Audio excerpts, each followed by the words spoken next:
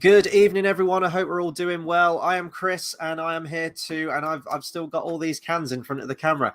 These are my hair products, by the way. Deodorant, hairspray. I'm leaving all this in. We're doing it live, damn it. We're doing it live. How are we doing? I am here to, of course, review the next James Bond film. We're on to the next one, Skyfall. Guys, if I'm tired, I apologize. I have been out literally all day. I've been in London today. Nothing James Bond related just yet, but in a few weeks I will be at a James Bond concert, which is going to be a lot of fun. I went to Return of the Jedi in concert today, and I've been out since very early this morning, walking around all day. But my public awaits, and I've still got a James Bond review to. Still got a James Bond film to review. So here we are. I was actually meant to review this film on Tuesday earlier in the week. And, you know, as per the regularly scheduled reviews that I've done for all of the James Bond films so far. And unfortunately, my computer decided to die that day. I wanted it to die another day. Oh, that's a dad joke right there. That is a James Bond dad joke. But yeah, just so we're back on schedule for next week with Spectre and everything like that, which is hopefully, fingers crossed, if my computer decides to cooperate, that'll be back to normal on Tuesday at 11:30 p.m. I'll bring up all the times for all the other stuff I've got going on towards the end. But yeah, Skyfall, it's the big one. It's one of the most talked about ones, certainly of the Daniel Craig era. Critically acclaimed and everything like that, directed by Sam Mendes. 2012 film that just makes me feel very, very old because this was the first Bond film that I ever saw at the cinema. It still kind of bothers me now, the OCD in me, that even still to this day, Quantum of Solace is the only Bond film that I haven't seen on the big screen. Unfortunately, I missed it last time with work and everything like that. I just couldn't get to it. It just wasn't meant to be. But yeah, Skyfall. I did go and see this on Tuesday, so I have had the big screen experience with this film twice now. I've had the big screen experience, so it's kind of fun. I've come full circle in my Bond journey. Skyfall may have been the first Bond film that I saw at the cinema, but it wasn't the first Bond film that I actually watched. As I mentioned, Casino Royale was the first one I watched after we watched some clips of it in media studies at school, and I thought, oh, actually, this looks like a really good action film. So I borrowed the DVD, watched it, really enjoyed it. And then I think right before I went to see Skyfall for the first time back in 2012, I think I borrowed the DVD of Quantum of Solace and just watched through that, and it didn't really do anything for me. And I've had quite a turbulent relationship with Skyfall, I guess, because when I went to see this for the first time, way back in 2012, I wasn't a Bond fan back then by any stretch of the imagination. I'd seen two Bond films, one of which I really enjoyed. And I think maybe back then I was even comparing Skyfall to Casino Royale because that was all I had to go on. I didn't have the whole history of Bond. I hadn't watched any of the other ones.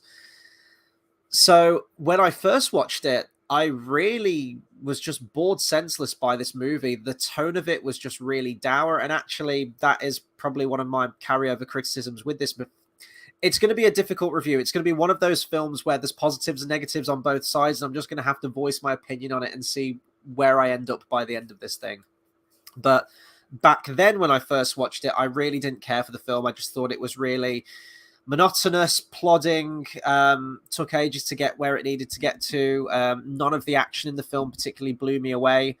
And yeah, it was just kind of a miserable experience, really. I don't know which Mission Impossible film had come out right around that time.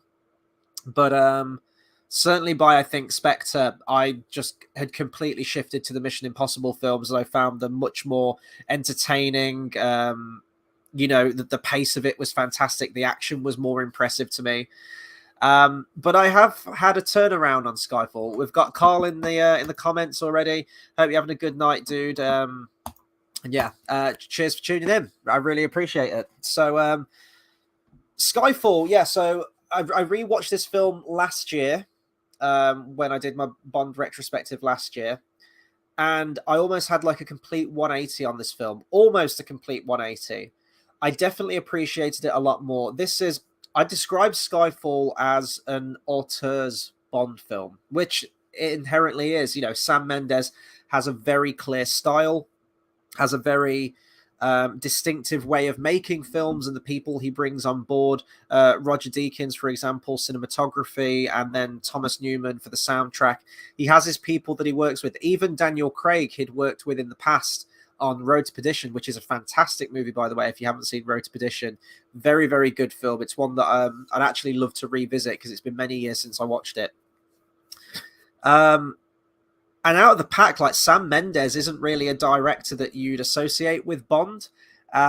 When they were looking for directors to take on Skyfall, you know, like Sam Mendes wouldn't have been the first one. It doesn't seem like a project that would have done anything for him. And I think I did a bit of reading earlier on the film. I think even he at the beginning was kind of hesitant towards it. He was kind of mulling it over whether he wanted to do a Bond film or not, because he wasn't really a Bond fan, I don't think, but he really did enjoy what Daniel Craig had done with Casino Royale, and he really loved Casino Royale.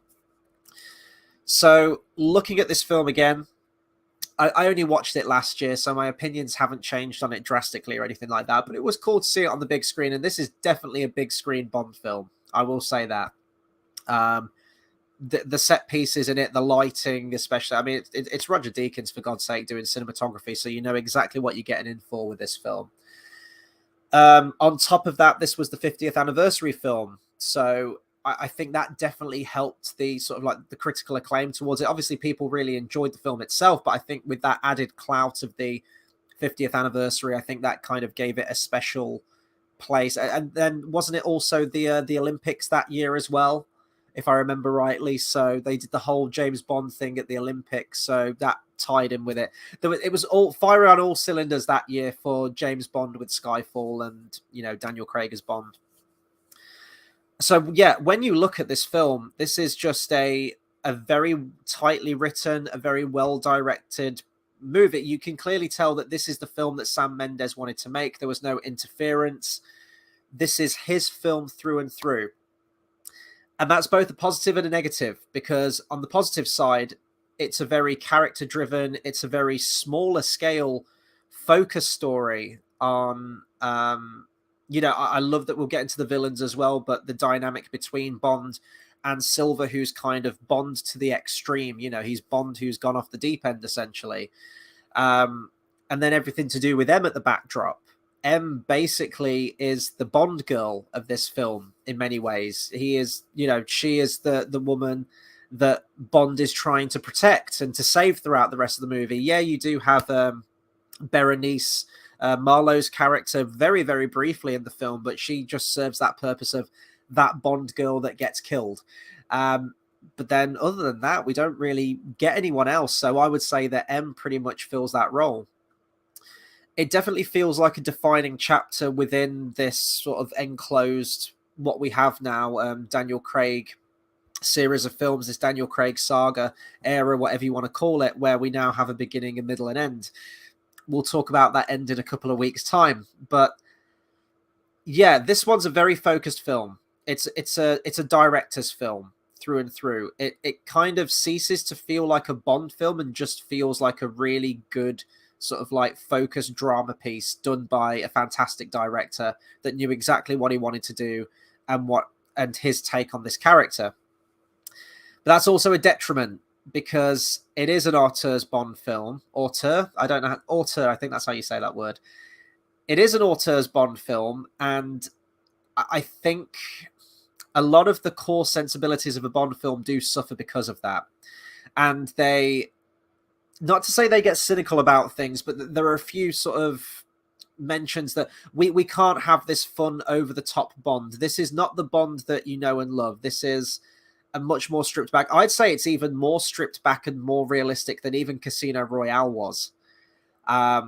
In many respects, there's lines, for example, where you have Q who's introduced, and he gives him his gadgets, and his gadget is literally just a gun with a grip that only Bond can fire and a little radio, which do come into use in the film. So, you know, it's not like a Chekhov's gun or anything. They do come up in the film. But then he mentions about an exploding pen, and he says, oh, we don't really do that kind of thing anymore. And I'm like, well, maybe you should. Maybe you should have a little bit of fun with it. It's a Bond film after all. I get this is a Bond for the modern age. And, you know, we can't do fun things anymore, and he's always got to be miserable, and he's always got to be depressed. And you know, people love that about Daniel Craig's take on the character. They like that he is this really disheveled, you know, broken man, you know, doing this job, this aging man. And they do talk about his age in this film as well, that it's a young man's game and he should just get out of the game while he can. But his love of country keeps bringing him back, you know, in his duty, because he really doesn't have anything else at this point. He's kind of a broken man. And I do love that aspect about the Bond character, and I do love when they work it in.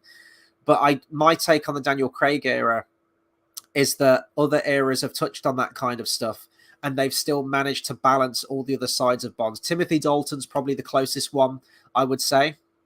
An argument could be made as well for George Lazenby, because that was the first dramatic Bond, especially with the ending with Tracy. And there's especially when we get to No Time to Die, there's a hell of a lot of influences from that film, which are, you know, are very evident within that film. So, and then Timothy Dalton, but I always think that they just balanced so much other stuff with it, and the tone of it wasn't always miserable. It could be adult. I mean, License to Kill is the highest rated Bond film, and that gets violent and that gets really fucking nasty, but you were always entertained while you're watching it. And I guess you could say that you're entertained by Skyfall. It's a very well made film, but this felt like it was almost the beginning of the end for me with the Daniel Craig era. And there is a stark tonal contrast from the previous two films. Casino Royale is fantastic. That is my favorite Daniel Craig Bond film. And I think, again, that matched sort of the more darker tone, the more grittier, the more hard hitting Bond that we get with that film. But it still had all of the Bond film sensibilities about it, and it was still entertaining, and there were still some one-liners in there and jokes and everything, and it felt high energy. Quantum of Solace still kind of feels high energy, I guess. It feels tonally consistent, I would say, more or less, with Casino Royale, but just completely mismatched direction and lack of time and the writer's strike. So it's very rushed, but I think had that have had more time behind it, I think that would have fit very nicely with Casino Royale. But when you get to Skyfall, boom, it's almost like Christopher Nolan directed this thing. And actually, I think that if Christopher Nolan did direct a Bond film, it would turn out something very similar to what we got with Skyfall. And it is just the color palette. It feels more desaturated. It feels more, I don't know, not mean-spirited. That's not the right word, but dour. Just, we kind of turn down the fun on this one, and we go for sort of like intense character drama. And if you're looking for that, and if you want that for Bond, then, you know, I guarantee that Skyfall is probably one of your favorite Bond films. But I always feel like you can have elements of that, and you can definitely still have that, but you can balance it better with other stuff. And that's kind of where I fall with this film. I think it's a very well made and very well written film that's executed to perfection by a director who knows exactly what he's doing, who's passionate about this, who has a clear vision of what he wants to do with his character and what he wants to do with his Bond film. Unfortunately, I think he kind of lost heart when it comes to Spectre, but we'll talk about that next week. I think it was I think with Sam Mendes, this should have been a one and done film for Sam Mendes. You know, he clearly poured all of his heart into this, and he told the story he wanted to tell. Boom, done. And then I actually feel like it was kind of a Dark Knight Rises effect. So, you know, comparing to Christopher Nolan again, he made Batman Begins, made The Dark Knight. And then I think he was done after that. I think he poured everything into The Dark Knight, and his statement on the Batman legacy was done. But I think they kind of, Warner Brothers maybe forced him back to do The Dark Knight Rises. I think they even made an agreement, didn't they? I think he said, I'll come back and do Dark Knight Rises, but first you've got to let me do Interstellar. Or which, it was Interstellar, wasn't it? I think before, was it Inception he made, or was it Interstellar he made before Dark Knight Rises? I forget now which one came out before. So they were like, perfect deal, make the film you want to make, but then you are doing The Dark Knight Rises. And I know Dark Knight Rises has its fans. I'm not one of them, but when you watch that film, you can clearly tell that it feels a lot more rushed. It doesn't feel as polished, and you get the impression that Christopher Nolan isn't fully invested in it. It just feels like he's going through the motions with that film, and it's definitely not up to the quality of the previous two films. And I get that impression with Sam Mendes with Spectre. I think he was done with Skyfall, but because it was massively successful, I think it was the seventh highest grossing film at the time, at least. Yeah, made over $1 billion. Absolutely, huge, massively financially successful film. The studio probably wants to try and recapture that magic, and can they capture lightning in a bottle twice? And, well, Spectre speaks for itself. I don't think they did. And there's a lot of problems with that film. Again, we'll talk about that next week. So that's kind of where I fall with my opinion on Skyfall. It's not one that I'd rush back to watch. If I'm going to go back to any of the Bond films, I'm going to go for a Roger Moore. I'm going to go for a Sean Connery. I'm probably going to go for License to Kill. Hell, I would watch Casino Royale every single day of the week before I watch Skyfall. And I don't know what that says about it. I don't know if people are on the same page with me on that. I'm not sure. But one of the problems that I have with this film is just kind of where we find Bond in this. So I absolutely love the opening. The opening action scene is fantastic. It's beautifully shot. It's not that crazy shaky cam nonsense that we had in Quantum of Solace. You can clearly tell it's perfectly staged and it's just really well executed all across the board. It's a fantastic opener to a Bond film. It's actually probably one of my favorites. I love the situation that Bond finds himself in and that M finds herself in, where, they've got to take this guy out. They can't let this list of all of the agents in the field get out there. Bond's trying to suppress him on the train, and Moneypenny's like, look, I've got a shot. It's not a clean shot. What do we do?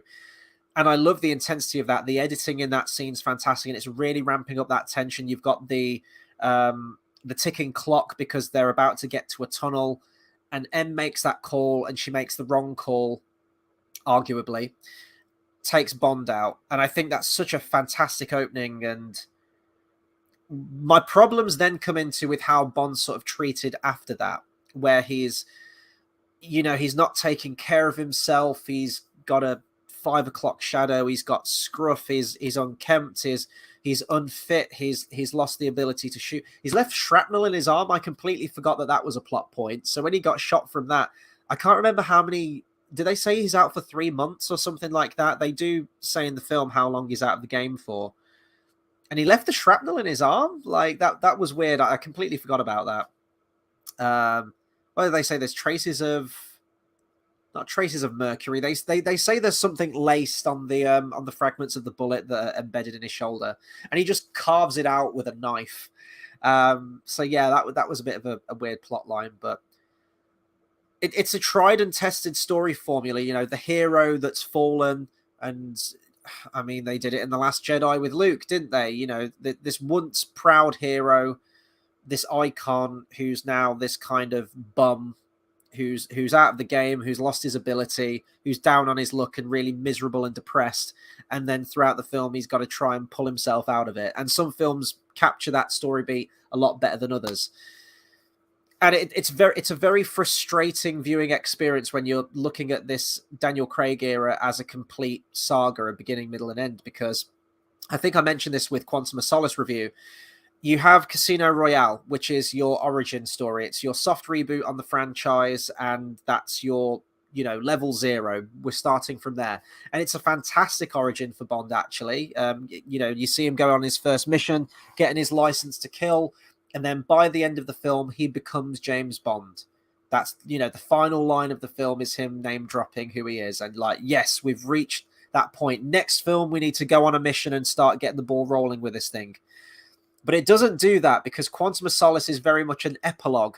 It's very much like a DLC to Casino Royale. So it takes place literally directly after. So Bond's still very much a fledgling at that point, and he hasn't really got the notches on his belt, literally and figuratively, at that point. And I feel like we needed loads of Bond adventures, because then when we're greeted with Bond at this, after the intro, he's like an old man, and they're saying, Bond, you've been in the game for far too long. You're getting too old for this. You need to retire and everything like that. And I feel like this is his first proper film out of the gate. If you kind of look at Casino Royale and Quantum as a combined origin story for the character, because in my opinion, with Quantum, they just repeat exactly the same character arc of Bond from Casino Royale and just repeat it again in Quantum of Solace, which is really frustrating. So Skyfall, boom, we should be hitting the ground running with this thing. and we're hit with a really down on his luck, depressed, disheveled Bond who's not the gentleman spy that we know. And I just think I think you could do that storyline, and actually I think that would have been a much better storyline for Daniel Craig's final Bond film. It just feels weird placement doing it here. But again, this feels like Sam Mendes had an idea for a Bond film as a one and done, almost in like a time capsule of what he wanted to bring to the character, of an idea of the Bond character that he had. But I don't feel like it works in the grander scheme of the whole Bond saga. You know, that's just, I don't know. That's my opinion, but it's a fair performance from Daniel Craig. As I said, I've never been a massive fan of Daniel Craig's Bond, and like the tone of the film itself and the tone carries into it, I feel like this was the death toll for Daniel Craig's Bond for me. I was never a big fan of his performance of his portrayal of Bond, I should say, not necessarily his performance, just his portrayal of Bond in Casino Royale, but he was having more fun with it. He felt a bit more quippy and a bit more energetic in that one. Took a little bit of a notch in Quantum of Solace, but in this one, it's just miserable. He's just miserable, and it doesn't look like he's having any fun with this thing. But I can't really be mad at him for that, because that was the tone that Mendes wanted to go for, and I think tone is just a big problem for me that I have with this one. I like the maturer edge to it, and I like the themes of the film, but I just think you could have had a bit more fun with it. And here's the thing as well. The film is so miserable and so dour and depressing. Not quite as bad as Spectre, though. I will say that Spectre's way worse. It's just everything of Skyfall just ramped up to 1,000,000. But when there are jokes or attempts at humor in the film, and this is kind of like Christopher Nolan's films as well, it's very rare that a joke lands in a Christopher Nolan film. And when there is a joke, it almost feels like an alien's written it. And, you know, he doesn't really understand humor, and it doesn't really come across as funny. And it comes across as like a bit verbose and a bit detached, emotionally detached. And I get that impression with this as well. There's a line in the film that just... I remember actually seeing this for the first time in 2012, and people did laugh at it. But when I went to see this with a packed audience, actually, for Skyfall, I think it was a packed audience on Tuesday. I can't remember now. There was a fair few in there. The jokes just didn't land, and no one was laughing. I think the biggest ha-ha moment that they try for is the bit where Bond's deciding whether he needs to get on the tube or not. And he's waiting for Q's go ahead to check if Silver's actually on the underground train. And he's like, yeah, get on that train. And he rushes on there. And then it cuts to just like a random civilian, random passerby going like, he's in a rush to get home. And you're like, oh my God, a joke. Like, we haven't had a joke since anywhere in this film. So I don't know, it feels a little bit disingenuous. And again, the Last Jedi comparison, because you're presented with a Luke who's really miserable, you've got to commit to a tone. It can't be both ways. So in Last Jedi, when Luke's really miserable, but then he'll throw in like a quippy line or something like that, it's a bit of a tonal whiplash, I think. I think you've got to either commit to being jokey or being more lighthearted, or being just commit to a tone. And I feel like there's just a few moments, because there aren't many jokes in it, but when they do attempt at humor, it doesn't really come across as all that genuine. A massive positive, though, that I want to talk about this film is Javier Bardem's character as Raul Silva, who is definitely one of the best Bond villains, in my opinion. Fantastically played. Javier Bardem is just a really intimidating guy with like the roles that he plays. Like, just the way that he talks, he has a very unique way that he speaks. His intonation, his physicality as well. Like, he looks like a big guy. He looks like an imposing guy. And I'm going to offer a comparison here to Die Another Day, in the argument that I think that with how Die Another Day begins, where you have Bond who's on a mission in Korea, and he's kidnapped and he's tortured for, is it 14 months, I think? It's over a year. And then he's released, and then M's really dismissive of him. I think if you were going to like rewrite Die Another Day, you kind of want to combine the themes of this film, Skyfall, into Die Another Day. And I think you could have had a fantastic film with that. Having Bond be kidnapped and tortured, and basically just have M turn her back on him and be really dismissive of him. And then also have a villain like Silver in Die Another Day who went through exactly the same thing and has gone completely off the deep end. And you could play with that idea of where Bond's allegiances lie, because you would sympathize with the villain, and you would see that he has gone to the extreme and he wants to kill M. He's like, she betrayed me. And you could have loads of moments like that. He's like, look, the same happened to you. I want to help you because I don't want you to go through the same things that I've gone through. And, with our combined strength, we can get rid of M. I think that would have worked fantastically well for Die Another Day and would have been a really interesting take on the Bond film. But we don't really... We get an element with that, I guess, with like Bond being shot in like a really bad judgment call by M. But it kind of was the only... If you're in that situation, it's, you got to take that chance. So I actually don't think it was a bad call. I think she made the right call in that moment, but obviously it unfortunately backfired, didn't it? So you do have an element of Bond feeling jaded by M and her being quite dismissive of him, just saying, oh, well, it's part of the job. They do try and vilify M, especially at the beginning. You've got that other agent in the field who's been, mortally wounded and is bleeding out, and she's like, "Oh, leave him, Bond. You've got a job to do." So they do try and vilify M at the beginning, but I often wonder what it would have been like if they had something like Bond being kidnapped and tortured, and just getting no thanks for it, basically. But Silva's such a great character, and there are so many Dark Knight comparisons with this film that you could do. As I say, it does feel like what Nolan would do if he was doing a Bond film. I'm not going to say... Well, there's loads of comparisons to The Dark Knight. I was going to say Javier Bardem isn't really like the Joker, but I guess he kind of is. He is the polar opposite to James Bond. And villains that are like that, I always say it's like two sides of the same coin. Is an expression that I use quite a lot. And I really enjoy villains like that, especially if they're written well. And thankfully, Raul Silva is. They even have the scene, and you can't tell me that this wasn't inspired by The Dark Knight, because so many films, especially around 2012, were doing this as well, that were based on The Dark Knight. And I'm sure films before The Dark Knight did this as well, but because Dark Knight was so popular, the whole trope of the villain wanting to be caught, and there's a whole jail cell scene, but he's got this whole elaborate plan mapped out that comes to fruition for his escape. Dark Knight did that. Skyfall did that. And also the first Avengers film did that with Loki. That is some really kind of lazy writing and very convenient writing with Silva in this film, though, is that whole elaborate escape is ridiculous. There is no way that he could have planned that far ahead. There is no way that he could have known that walking down that particular part of the underground, that those two people would, walk past him disguised as police officers and give him the package or whatever he needs. There is no way that he would have known that he would escape at that precise... Because he escapes all because Q tries to hack into Silva's thing. Like decrypt... He's trying to decrypt something, isn't he? And by doing that, that opens all the doors. That opens all the jail cell doors. There is no way that Silva would have predicted that Q would have done that at that precise second, at that precise moment, and Silva would have exactly the right amount of time to get to the underground at exactly the right time that an underground train almost comes in and crushes Bond. It's a great it is a tense scene. It's well shot, it's well edited, it's well paced, and it has a really great payoff when that underground train comes in. But when you try and break it down, the level of convenience in that writing is just downright laughable. And I don't think that's good writing, personally. But it is very entertaining to watch, so there is the flip side to that.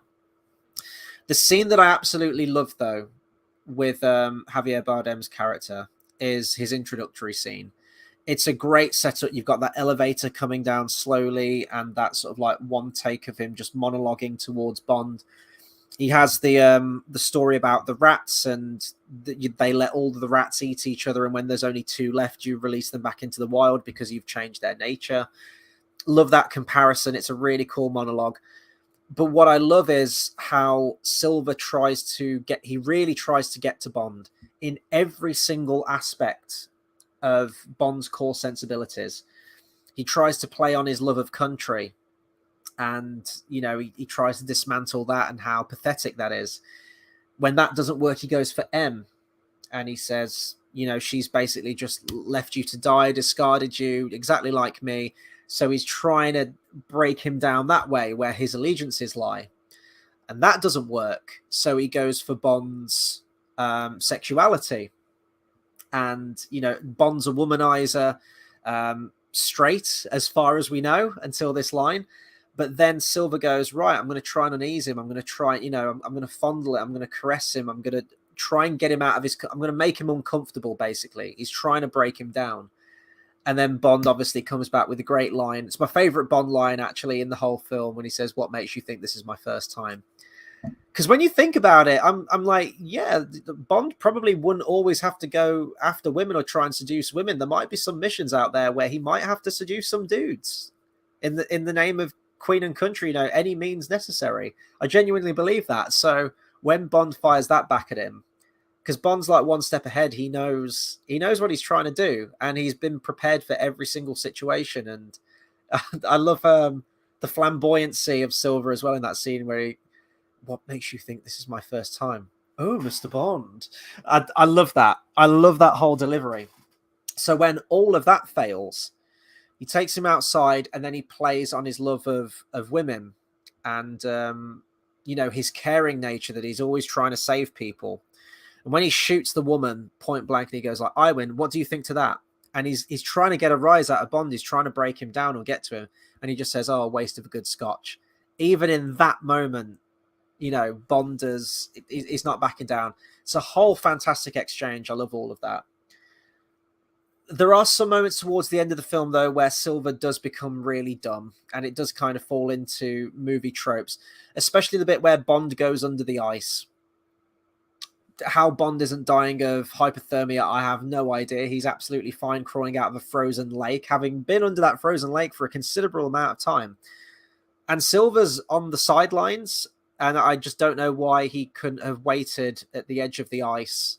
He knows where M is. He knows that she's not going anywhere. She's like holed up in that hut. Like, they weren't aware that Silver was pursuing them. They're fine. They're going to be chilling in there. They're hiding.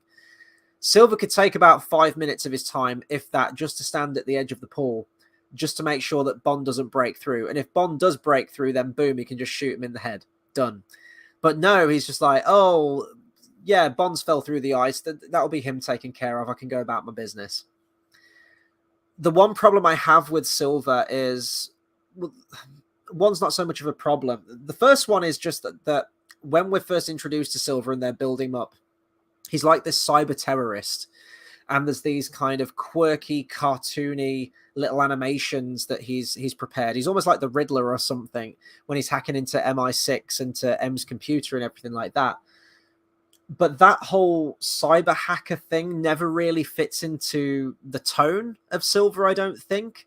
If he was this more sort of costumed, flamboyant character that is a tech, you know, that is wanting to hack into the world's things, and that's the end goal. Like he wants to, almost like Boris from GoldenEye, and Sean Bean's character in that, where they wanted to hack into, you know, they wanted to trigger an EMP, didn't they? And, you know, I'm invincible, and he's hacking. It was the 90s. He's doing that hacking thing.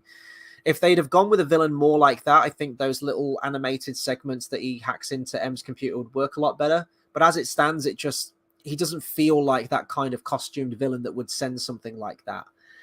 The YouTube video is fair enough, where he posts the identities of the agents on there. But when he does like the quirky little, you know,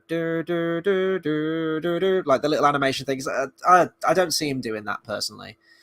And the big problem that I have with Silver is that there's no big ending fight with Bond. His death is so anticlimactic, and it's a real shame because he's a fantastic villain. And I just feel like his death needed more of a payoff. It needed to be more of a,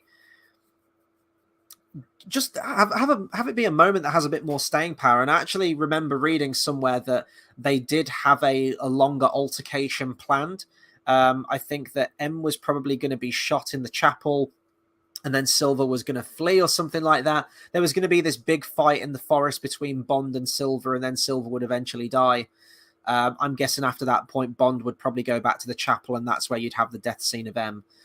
That's my guess anyway. I don't know if that's exactly where it was going to be placed, but there was going to be a big final fight between Bond and Silver in the forest, but apparently it was going to be too difficult to film and the lighting in the forest or something like that. I don't know. You've got a high budget. I'm sure you could make it work somehow.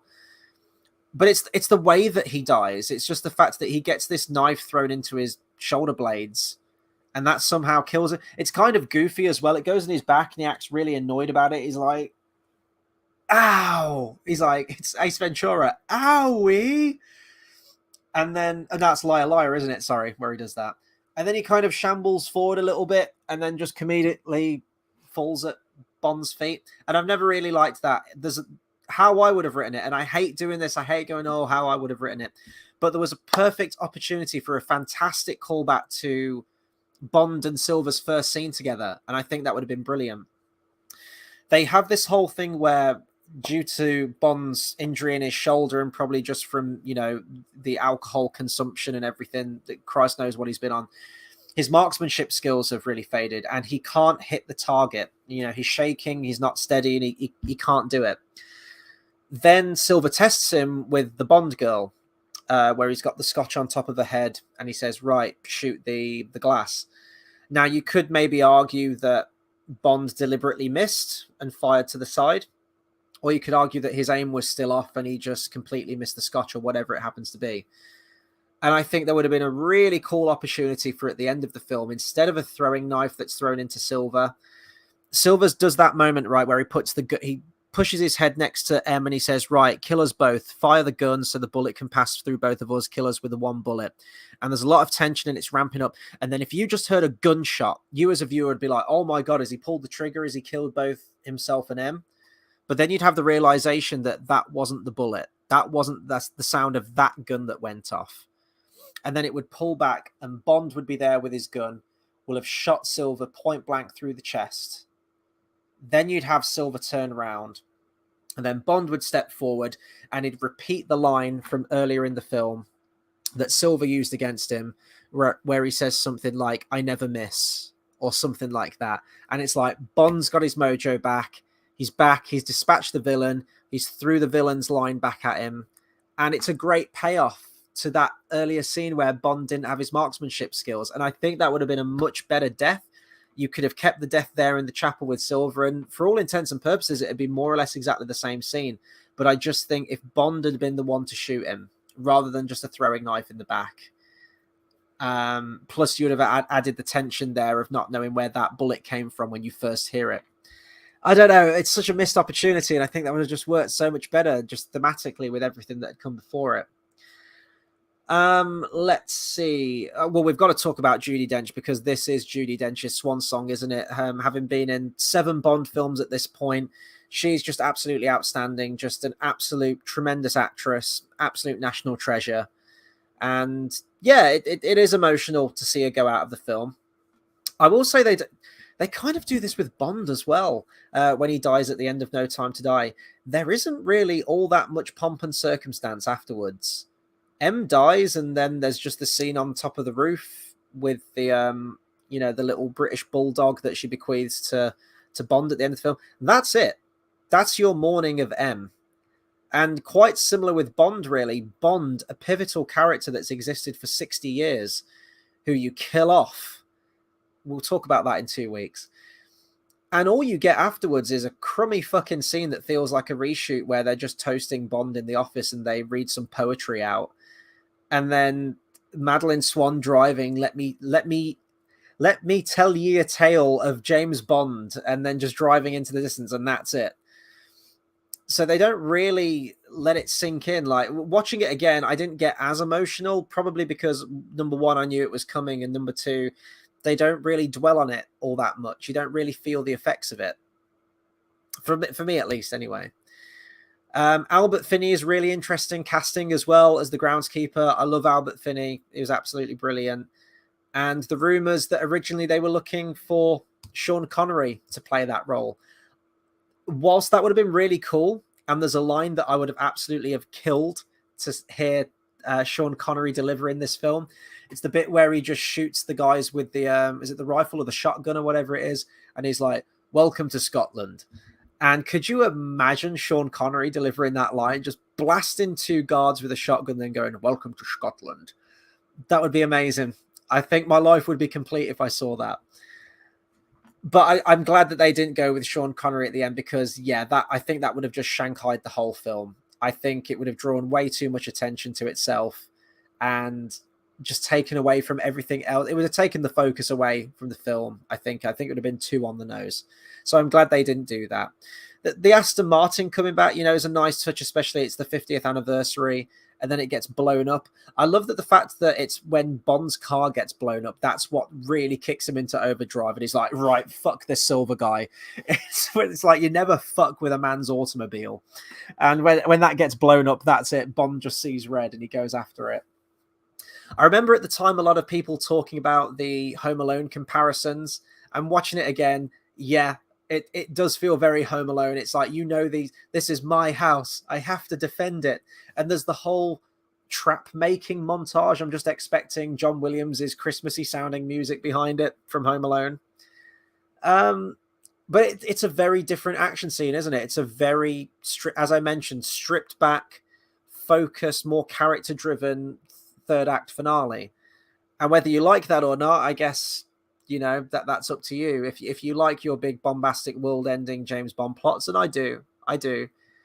But even License to Kill, that was a very focused story, all about revenge, Bond wanting to get revenge on the maiming of his best friend, the death of his best friend's wife, and also by extension him trying to get over, let out the hate and the revenge for the death of his own wife many years ago with Tracy, which is great. But the big action scene at the end is fantastic. That whole truck segment in License to Kill is one of the best third acts, I think. It's just brilliant. Whereas this one, it feels a lot more low key, feels a lot more stripped back, which I guess works for the tone of the film. But you just have to kind of ask yourself, is that what you want to see from a Bond film? Or do you like the more grandiose stuff when it comes to a Bond film? I guess it's just personal preference. Let's see. What else can I talk about this film?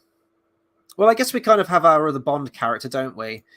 With Severine, played by Berenice Marlowe, I think. Silver's assistant and everything like that. I really do enjoy her scenes. I think she played it fantastically well. I did a little bit of reading earlier, and the actress apparently studied a lot of the Bond girls and the way they act, but especially Xenia Onatopp, Famke Janssen's Xenia Onatopp, which is great because, it's Xenia Onatopp, for God's sakes, one of my favorite Bond characters. I like her scenes together with Bond, and that's actually one of my favorite scenes where she has that heart-to-heart with Bond, and he kind of deconstructs her and says, you were part of the sex trade and Silver got you out of it, but now you fear Silver and you can't get out. It's a great scene. She's very, very short-lived in the film, though, which is a shame, but I guess that does have impact when she does get shot. The one scene that I hate right after that, it's nothing to do with her character, but it's the action set piece that comes straight after that moment. She says, I'm going to be on my boat, and if you're not here within the next hour, I'm going to assume that you got killed or something. The bouncers behind me now are going to try and take you out, but I'm going to be on this boat in an hour's time. And the following action scene, I think, is just completely pointless, because there's a great shot where you could cut the scene and save a lot of the CGI nonsense that comes after it. When she says, like, my bodyguards are going to try and pick a fight with you now, she walks off out of camera shot, and then it pans up to these guards that are waiting for Bond, and Bond just kind of like raises his drink at them. You could have then cut the scene and maybe cut to something to do with them in London, then cut back, and then just have Bond getting onto the ship. And it's like, oh, okay, so we infer that Bond took out all the bad guys. Of course he did. He's James Bond. James Bond never loses. James Bond never dies. Remember that for 2 weeks' time. And I think it would have been much more economic with the time. But what we get is a completely ridiculous and really out of place CGI Komodo dragon scene. And I know I've talked about this scene to death before, but it really does rile me up, and it really does stick out like a sore thumb. It did at the time, and 10 years haven't helped this film with the CGI on the Komodo dragons. If you were going to have it, I don't know why you couldn't just use real Komodo dragons. Now, I'm not saying to get a real Komodo dragon biting a dude, because I think, if I remember rightly, Komodo dragons have some kind of really deadly venom, or deadly bacteria in their bite. And you don't want that. They're fucking vicious animals, Komodo dragons. But just in some of the close-ups, just hire a Komodo dragon, do what you've got to do. Film one. Hell, they do it in nature documentaries. Just film one. That's all you got to do. And then if you are filming one, tearing someone apart or dragging someone away, sure. Make it, have it be a CGI one, but just lose the action scene completely. I think that action scene was done to try and reference the alligator segment from Live and Let Die, but that actually used, for the most part, real alligators and did a real stunt with it. And there's a lot of tension in that scene. There is no tension in this scene. It's an absolutely atrocious action scene that just sticks out in this film like a sore thumb. Tonally, visually, just really clashes with everything. And I genuinely hate it. It's one of my least favorite Bond scenes out of all 25 films. My least favorite Bond scene is Bond's death and the whole scenario with that in No Time to Die. My second worst scene is the CGI tidal wave sequence from Die Another Day, and then my third worst scene is this one, is the Komodo dragon scene, because it's just so random. I haven't really talked about Ben Whishaw's Q. Following hot off the heels of Desmond Llewellyn, you're never going to top him as Q. Just the amount of films that he did, the charm, the quippiness that he had with all of the respective Bonds that he starred aside. You're never going to top him. John Cleese, I would have been interested to see, but he was in 2 movies, but he really only got 1 movie as Q, but I would have loved to have seen him do more of them. Ben Whishaw, I don't really have much of an opinion on. He's not a fantastic Q, but I guess they wanted to go with a different direction with it, so they chose to go with a younger, fresh out of college, fresh out of university Q, which they do reference, and there's back and forth about the ages of them, and age doesn't necessarily mean wisdom and things like that. He's fine.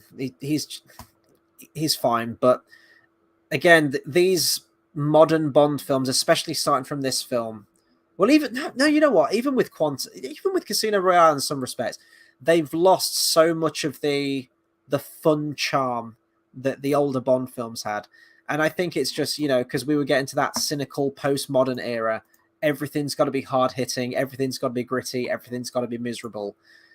And especially around that time as well, with the need for realism, again with Christopher Nolan's Batman trilogy, how he wanted to go for a more realistic approach, and then you had so many copycats and so many things coming out that were also trying to follow suit, and I feel that Bond fell victim to that as well. Certainly for this film and the next film, and then No Time to Die does have elements of a grander sort of like world-ending plot, but they don't necessarily, I don't think those are written well. And we'll get to No Time to Die because there is so much to talk about that film. Of course, we've got Moneypenny as well introduced into this film with Naomi Harris, and they go with a different angle for her as well, having her be an MI6 agent in the field, and then by the end of the film, having her become Moneypenny. I wish we'd have got more classic scenes, because how this film ends, where you've got Ralph Fiennes' his M going, right, back to work, Bond, and you've got Bond, having that flirty back and forth with Moneypenny, her behind the desk, her, him walking into the office. That is your classic Bond setup.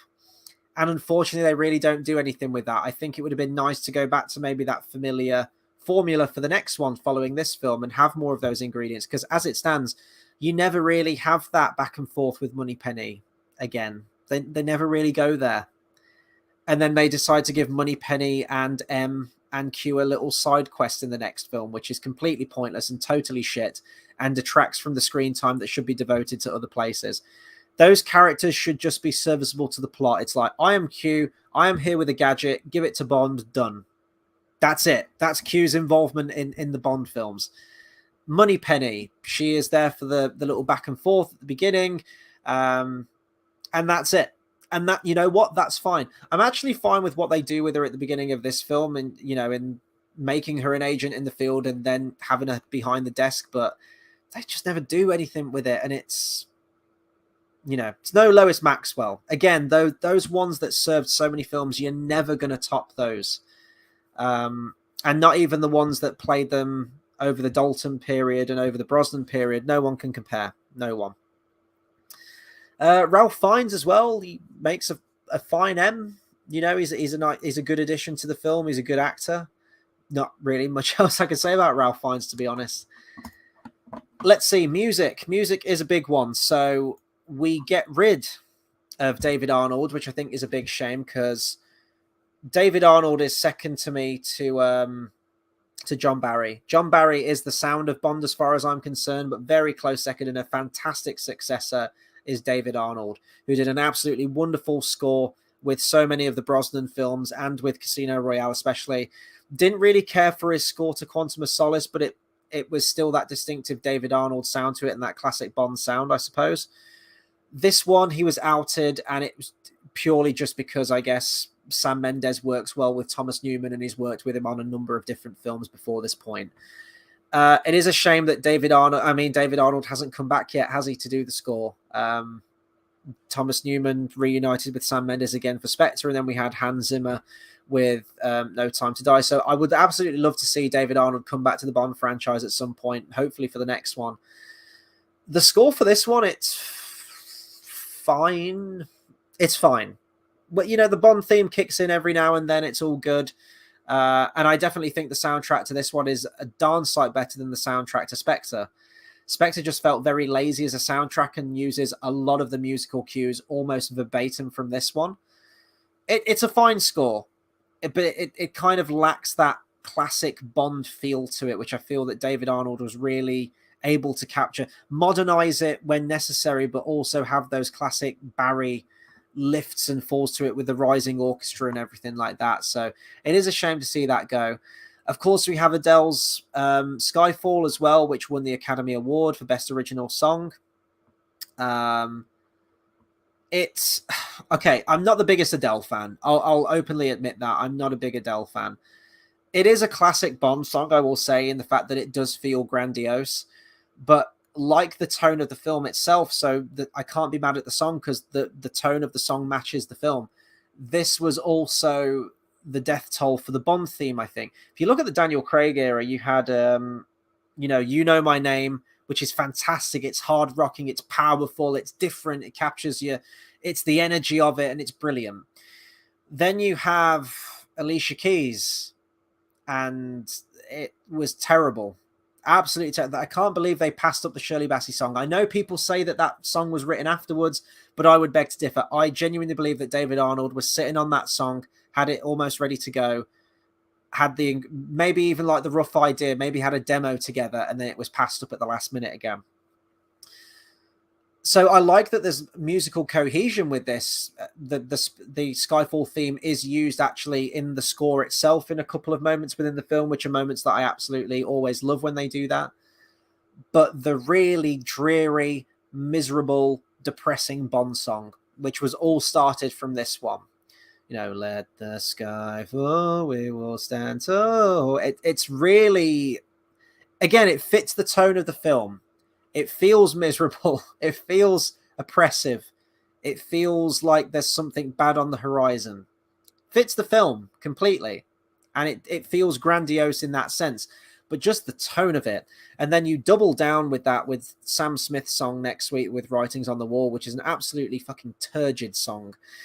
And then you kind of double down again with Billie Eilish just mumbling through a really depressing, dreary Bond song. And it's like, I for the next Bond song, I want something fun again. I want something like, fuck yeah, James Bond. That's what I want. I want something sexy and sultry and a bit raunchy. And yeah, I feel like the tone of everything that we know of the Daniel Craig era all started from this film, for better or worse. If you love that tone, if that's what you love most about the Daniel Craig era, then hell, power to you. But if you're kind of hearkening back to some of the older Bond films, or even not even that, just the tone that was established with Casino Royale. If you put Casino Royale and this film next to each other, you wouldn't even believe they're in the same franchise. They feel so tonally different from each other. What else can I say about this film? the cinematography is absolutely outstanding. The lighting, cinematography. This is one of the, although it's very desaturated in terms of just shot composition and shot choice and just how it's filmed. It's fantastic. It's easily one of the best Bond films for sure. The lighting in Scotland, the location shooting as well in Scotland's absolutely gorgeous. But the lighting, you know, when the helicopter's gone into the building and it's exploded and everything's kind of got this faint glow of the fire on the horizon. You've got the mist on the moors as well. It's beautiful to look at. My favorite shot actually in this whole film is the bit where Bond's fighting the guy who has the list, and he's in that building, and it looks like Blade Runner, which is actually funny because Roger Deakins would go on to be the cinematographer for that as well, I believe. But you've got like the pink and blue neons of the fiber optic light from the cityscape and the skyscrapers outside. It's a gorgeous shot. That whole moment is just an absolutely stunning shot. The action shot fantastically well at the beginning as well for the opening. So yeah, it's a mixed bag for me, Skyfall. I will openly acknowledge that this is a fantastically directed film. It is. It's an absolute director who has a clear vision of what he wants and executes it perfectly, apart from the CGI Komodo dragons. But you can't have everything. Cinematography-wise, it's one of the best looking Bond films. I like the approach that they wanted to go for a more character-driven Bond film and make it more personal and more dramatic. I like that, and I love the Bond films that do that. On Her Majesty's Secret Service, License to Kill to name probably the biggest two that do that. But just the tone just feels really miserable.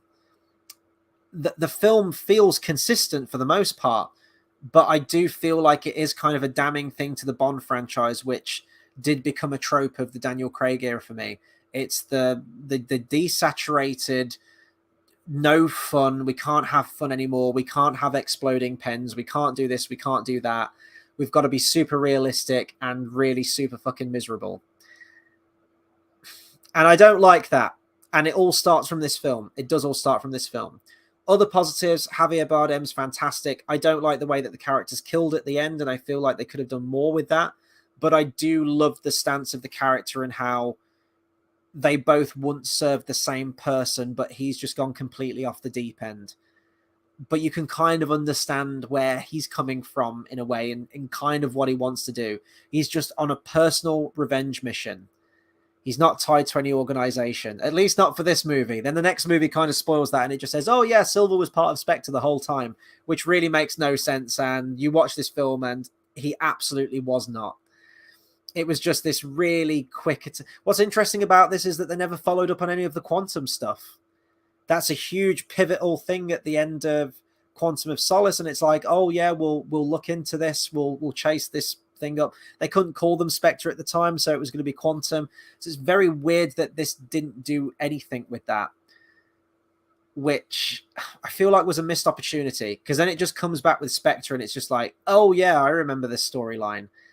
And because we haven't really done anything with Quantum or had a whole roster of villains in Spectre, you then have to kind of backtrack and just say, oh, Le Chiffre was part of it, Mr. White was part of it, Silver was part of it, and it's like he clearly wasn't.